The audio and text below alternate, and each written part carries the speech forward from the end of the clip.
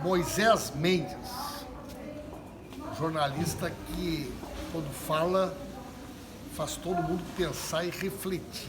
Eu tenho acompanhado teus artigos no Extra Classe, tem saído muito no Diário do Santo Mundo, tenho colocado no meu Twitter, mas um encontro como esse eu não tinha participado ainda. Um encontro que reúne uma espécie de uma comunidade das redes sociais que se junta para falar sobre política e comunicação.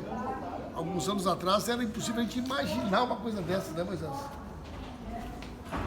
É uma coisa que eu acho relevante num evento como esse, que foi a tua abordagem, que é o seguinte: está na hora da reação do que tu pode chamar das forças progressistas, da esquerda, ou das forças democráticas, uma reação na área da comunicação, que foi a tua abordagem. O que nós passamos todo esse tempo nos submetendo à orientação da mídia hegemônica? Por que não houve reação? Perguntas que a gente tem que fazer. O que tu fizeste lá? Por que não houve reação? Por que os projetos de mídia alternativa não prosperam no Brasil como prosperam na Argentina e no Uruguai? Isso é interessante, foi a tua abordagem. Na minha opinião, há um erro de natureza conceitual.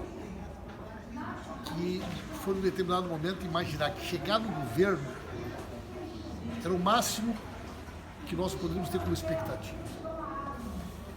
E abdicamos de uma visão mais ampla, onde o poder não está só no governo. Está no judiciário, está na mídia, está nas escolas, na sociedade. Uma visão um pouco mais gramsciana, digamos assim, de disputa de hegemonia, né?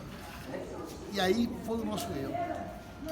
Não criamos uma rede poderosa de rádios alternativas, de blogs, de canais de televisão.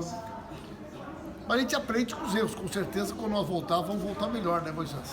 É porque agora tem uma situação interessante criada pelo governo do Bolsonaro, a ascensão do Bolsonaro. O que o Bolsonaro provocou na grande mídia? Uma reação anti-governo que fortaleceu, por exemplo, o Globo, a Folha de São Paulo, até o Estadão, que é o jornal mais conservador do país, e propiciou para essa mídia hegemônica uma sobrevida que era inimaginável até pouco tempo. Agora, Moisés, falasse na tua abordagem que durante muito tempo vocês conseguiam ter jornalistas de esquerda, jornalistas progressistas trabalhando na mídia tradicional. Nós temos isso ainda no Brasil? Não, isso é interessante, porque é um fenômeno. Eu sou mais antigo do que tu, então eu tenho o direito de saber, né?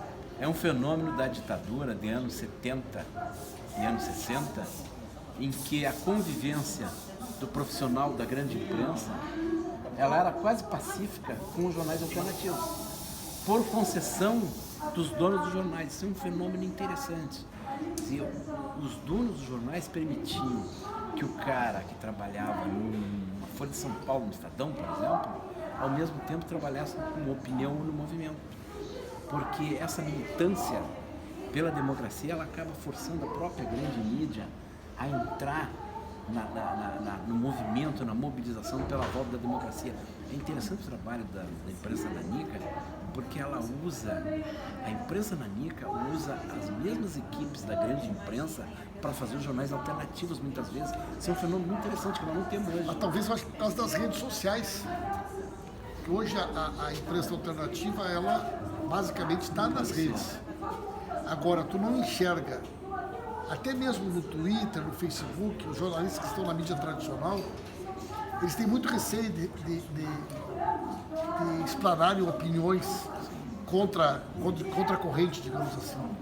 Sim, porque tem um fenômeno, outro fenômeno interessante hoje, que é o seguinte: o esvaziamento das redações hoje, o pessoal da esquerda dentro das redações, é uma coisa avassaladora. E o jornalista, quando ele dá uma opiniãozinha que a rede de fake news não gosta, ele expõe o cara. Expõe, e o bicho pegou nas redações. Tu pega, vamos dar um exemplo, Folha de São Paulo. Quem é que escreve à esquerda na Folha de São Paulo?